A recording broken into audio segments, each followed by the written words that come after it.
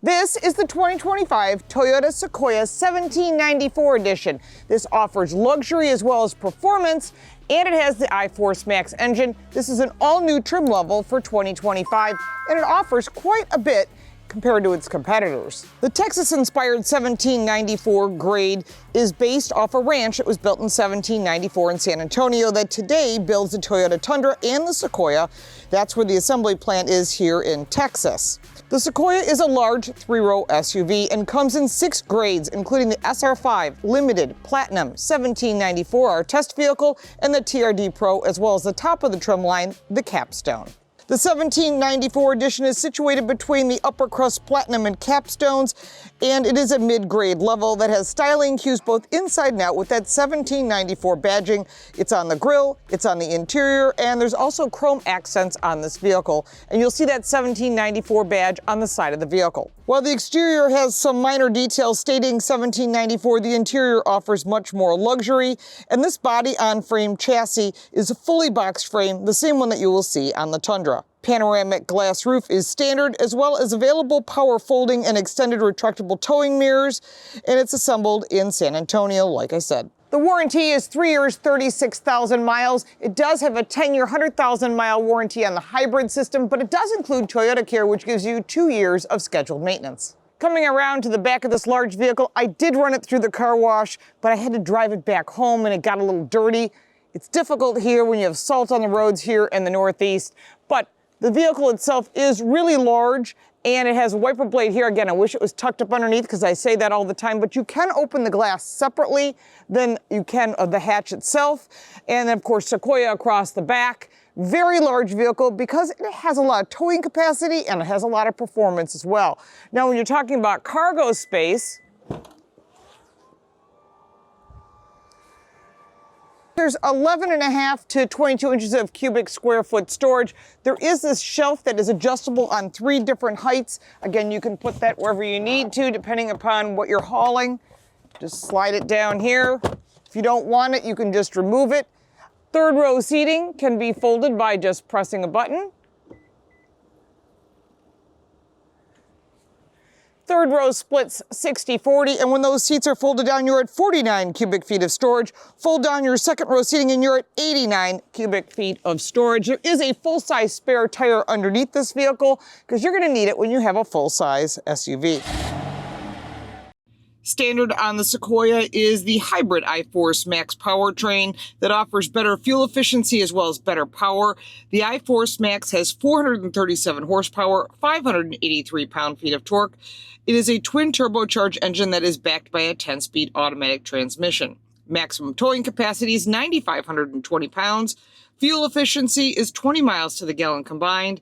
It does 0 to 60 in 5.6 seconds and rides on 20-inch wheels. There is part-time 4-wheel drive, but if you're looking for a real good vehicle to drive you around, this one definitely will do the trick.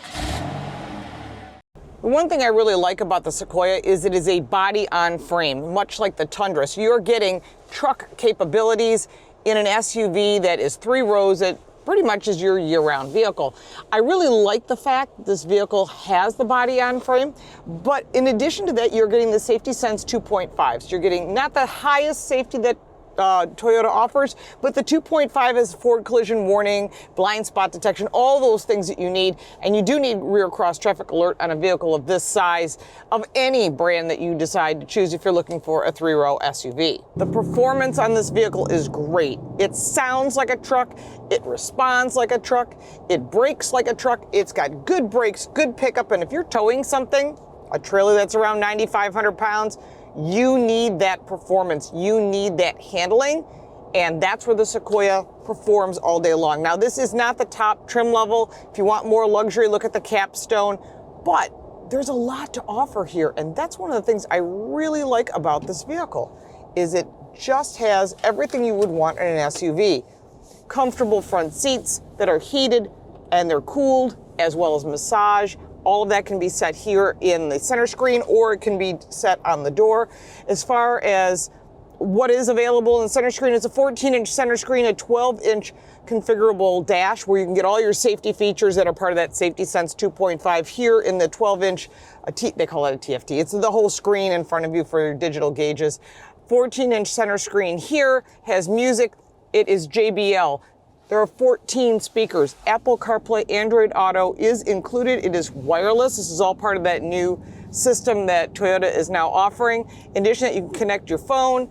You have your seat controls here, massage setting is here. It's also on the door, as well as your memory seat settings and additional information for your base setup. But most of the time, you're going to be using these type of things that you want to use every single day.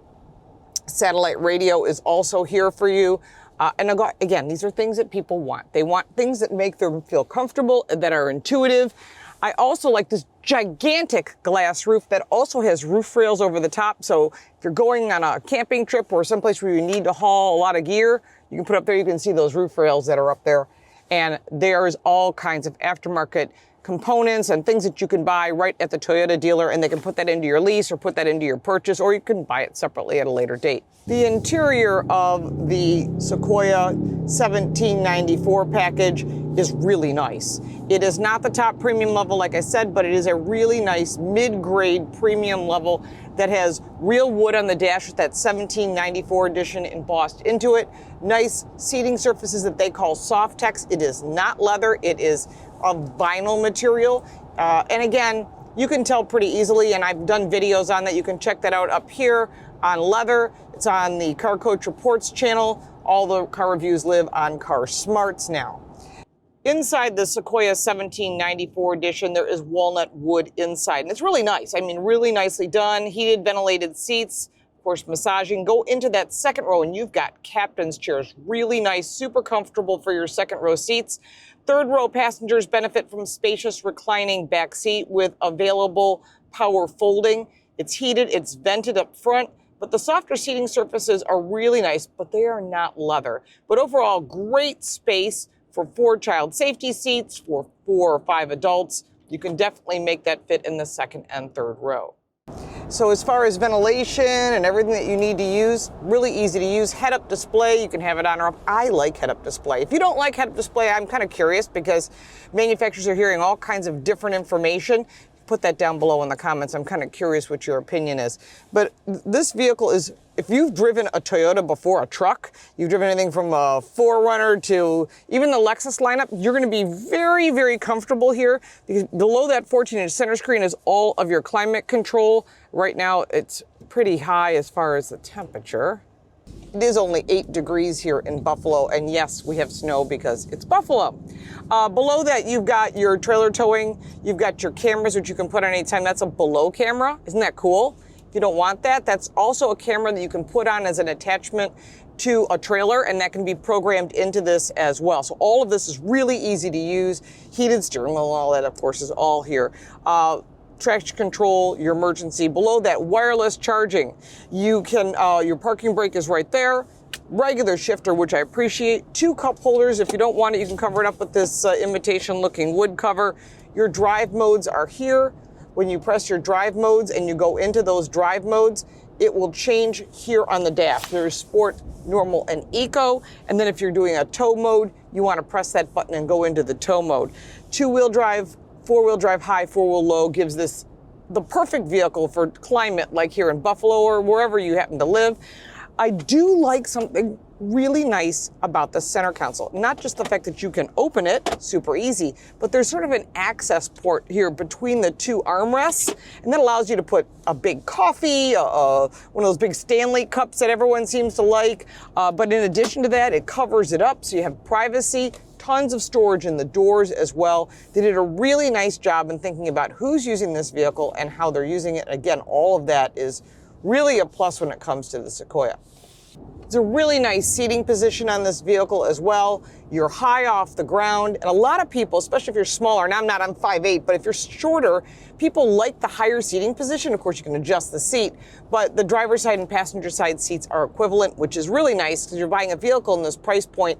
You want to make sure that you're getting the ability not just to see, but to be comfortable, especially on a long road trip, whether you're hauling an RV, camper, a car, going to a racetrack, fill in the blank, horses, whatever. This is a really nice option. There are a lot of competitors in this category as well. We'll discuss that and we'll talk about the price range, the $1,794 specifically, but there's quite a few price ranges for you to choose if this particular Sequoia is not the one that you want, but note that they're all powered by the same engine. There are quite a few competitors in this category, of course, the Chevy Tahoe, the Jeep Wagoneer, the Ford Expedition, the Rivian R1S, and the Chevy Suburban. We've reviewed them all on our channel. You can also check out Car Coach Reports where we have more information on these vehicles. There are some pros and cons before we get to the pricing. On the plus side, edgy new interior and exterior, like the Sequoia a lot. It performs well and has great resale value. Third row functionality is really good. Some of the technology is a little frustrating, but again, you get used to it the more you own it. But that hybrid engine really helps with fuel economy, especially with that towing capacity. It does drive like a large truck, which is one of the negatives. So you have to get used to that. And if you like that large truck feel, well, then you're going to love this vehicle because the turning radius is a little bit larger than I'd like it to be, but it is a large truck and it is an actual truck because it's a body on frame. Now let's talk about the price ranges, and it's large. The SR5 two-wheel drive starts at $62,175. That's the same price for the four-wheel drive version. Limited two-wheel drive is $68,575. If you add on the four-wheel drive, it's now at $71,575. Platinum edition starts at $79,320. The TRD Pro is $80,045. Our test vehicle, the 1794, which is an iForce Max engine, $80,135, which puts it in the high end of this price category. And the Capstone starts at $83,695. If you have any additional comments or questions about the Sequoia, the 1794 edition, or the full lineup, put it down in the comments below and let's start that conversation. If you got value from this video, please like and subscribe, share it with your friends, and we appreciate your time. If you want to support our channel, the links are down below. I'm LaurenFix. Thanks so much for watching.